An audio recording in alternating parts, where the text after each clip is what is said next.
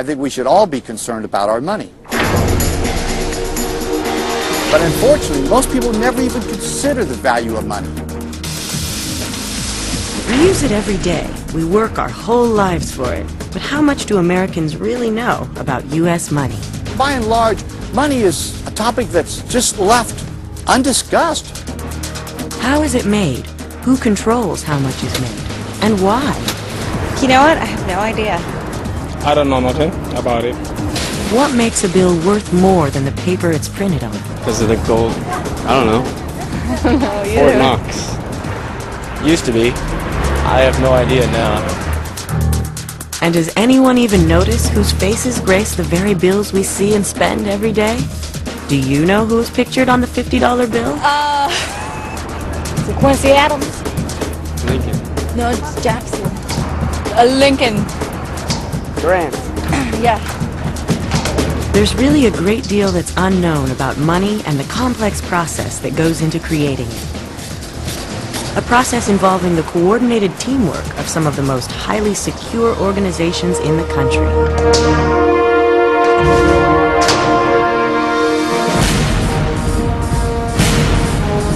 They say when you have it, money sure goes quickly.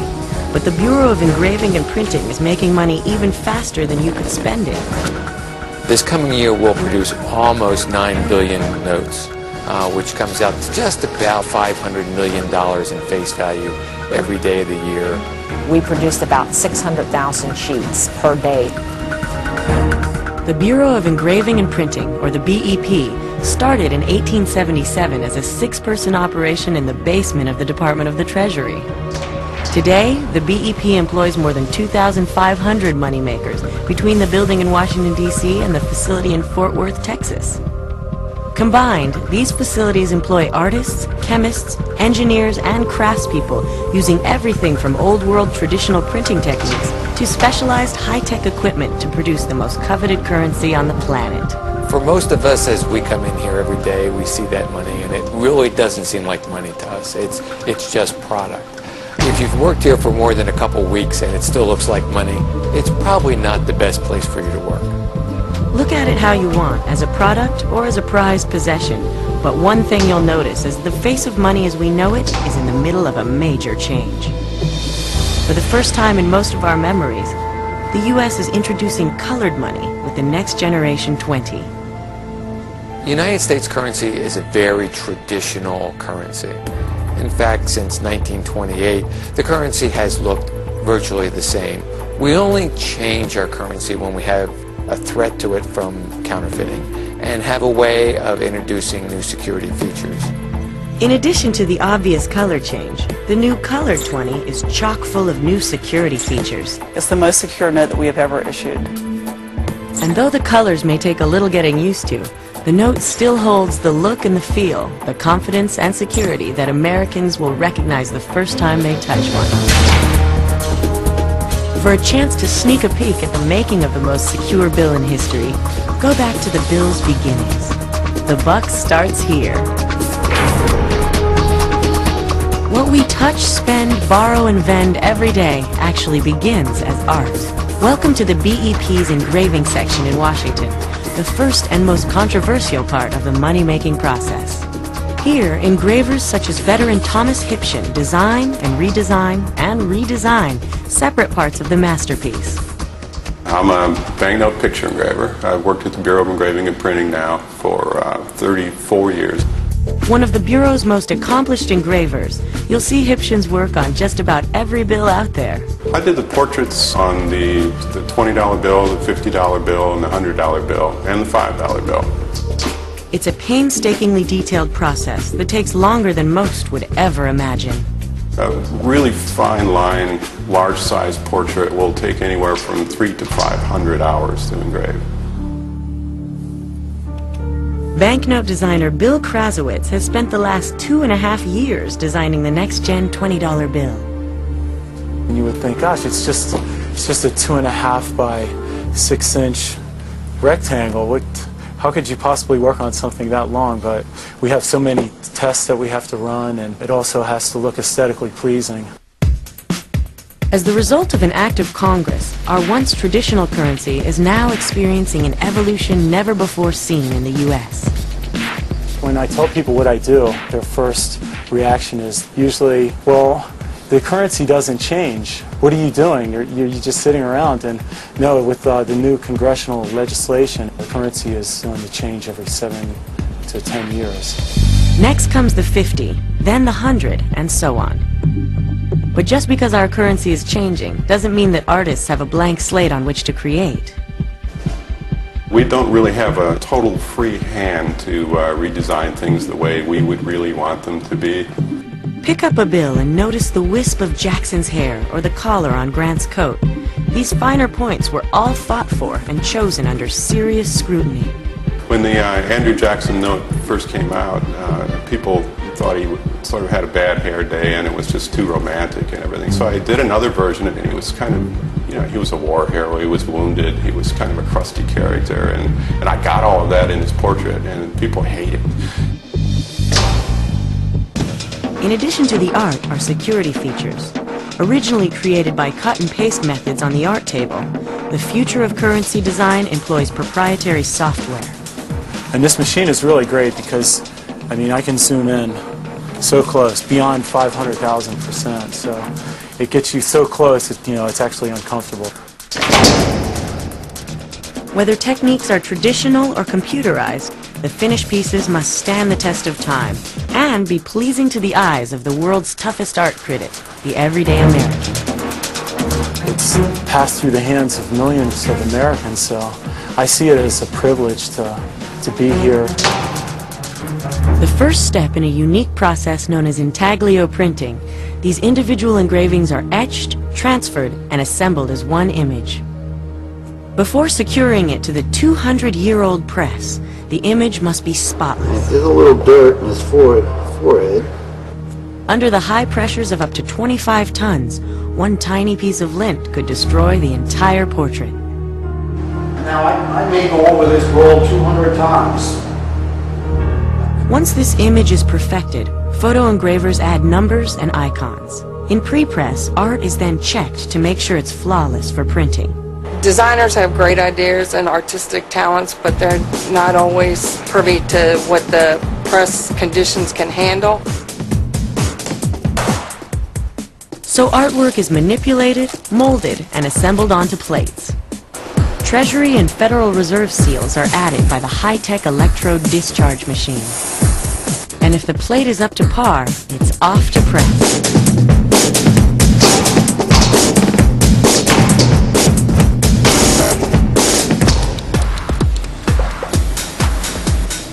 This facility here actually produces 54% of the nation's currency work, and we're very proud of that. On the new next-generation currency, subtle background colors were added to make it more secure. But introducing new offset colors required an additional printing process and an expansion to the Fort Worth facility. The primary reason for the expansion was to incorporate new presses, new simultan offset presses. Simultan is that it simultaneously produces a face and a back, and it's an offset press that incorporates color. Below churns the massive simultan press. One of 24 monster presses, blank paper is loaded into the huge machine sheet by sheet, printing 10,000 sheets per hour. Next comes the intaglio printing process. A three-dimensional process, paper is forced into the engraved plate, removing the ink and leaving the surface of the notes feeling slightly raised to the touch, which truly gives the public a feel for which bills are genuine versus counterfeit.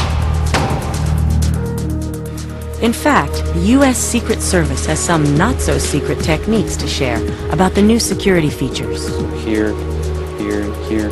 The vulnerability of people who accept our currency is that they're not aware of all the security features. The key is knowing what to look for. Some of the obvious security features that we like to point out are the optically variable ink, this color shifting ink here. Another one is the presence of a security thread that's in the paper. You can help to authenticate a note by simply holding underneath the UV light. Taking a look at some counterfeit currency helps too. Some counterfeiters are using genuine currency paper from another country. They take the genuine currency and they bleach the ink from it and print counterfeit 100 US on it. And you'll notice here in the Iraqi dinar, there's a watermark of a horse head, and on the counterfeit US note, there's the image of a horse head here as well. We've even heard of them using women's eyeshadow ground up into offset ink even. Criminals around the world see the introduction of each new security feature as just another challenge to their counterfeiting skills. How does the Secret Service stay one step ahead of this worldwide game motivated by greed? Coveted U.S. currency is constantly under attack by counterfeiters worldwide, keeping the U.S. Secret Service very busy. The Secret Service is responsible for a dual mission. We have both our protective function, and we're also responsible for protection of our financial payment systems. So not only does the Secret Service protect our current president, they also protect the dead ones. The Secret Service was actually formed on April 14th, 1865, the day that President Lincoln was assassinated. He met with his Secretary of the Treasury to discuss the counterfeiting problem in the United States. At that time, roughly 1/3 of U.S. money was counterfeit. Banks all over the country were producing their own bills. Without one uniform currency, detecting a counterfeit was virtually impossible. So there was a large problem. Though numbers have dropped dramatically to less than a 0.002%, counterfeiting is still a problem today, and the computer age has brought on a whole new set of challenges. The biggest change we've seen is in the realm of digital counterfeiting. Instead of high-ticket offset presses, people use common equipment like scanners and color printers to make individual counterfeit bills. In 1995, we saw roughly 1% of the counterfeit appearing was digital or computer-produced in nature. In 2002, that number rose to almost 40%. But the goal is to seize counterfeit before it can. But just because it ends up on our city streets doesn't mean it was produced in the U.S. Colombia, for example, they have tried to export U.S. counterfeit currency product outside their borders to other countries. So the Secret Service set their sights on seizing plants in Colombia. How did they do it? One bill, one family, one producer at a time. We were finding that a great number of these notes had a common origin and a common suspect. They identified a man named Ramiro Sepulveda. Ramiro Sepulveda was producing counterfeit that legends are made of, and we had heard that he supposedly had a counterfeit plant that was buried underground. Tips led them to the general location of this secret site. It was about a 3-hour drive out of Cali, Colombia, and then about another drive up the side of a mountain, dirt road, and then we hiked up one mountain, down another, to a canyon. Deep in the jungles of Colombia, the Secret Service searched for the needle in the haystack. And as we identified one farm, it was like a small banana plantation, and they found a caretaker who said that this farm belonged to a man he knew as Ramiro Sepulveda. The area was scoured inch by inch until one agent noticed an unusual pile of stacked banana leaves. He got a stick and he punched it through the leaves, and there was a metal sound. And we found the youngest police officer available. He went down straight in what looked like a manhole. He found a small room, approximately 10 by 12. And in that location was one of the most intense counterfeit manufacturing plants that we discovered in Colombia. The Secret Service suspects Sepulveda was manufacturing counterfeit in this very hole in the ground for at least 10 years. He probably caused the passing of 100 million in counterfeit U.S. currency. Upon Sepulveda's arrest, the Secret Service immediately saw a reduction in counterfeit. But Sepulveda is just one counterfeiter among thousands. Behind me is a collection of over 22,400 counterfeit specimens dating back to about the 1880s. It's our database of known counterfeits. Real-life examples of the work behind the last century of counterfeit masterminds. To keep this library from expanding, the Secret Service works with the BEP to incorporate new security features right into the printing process.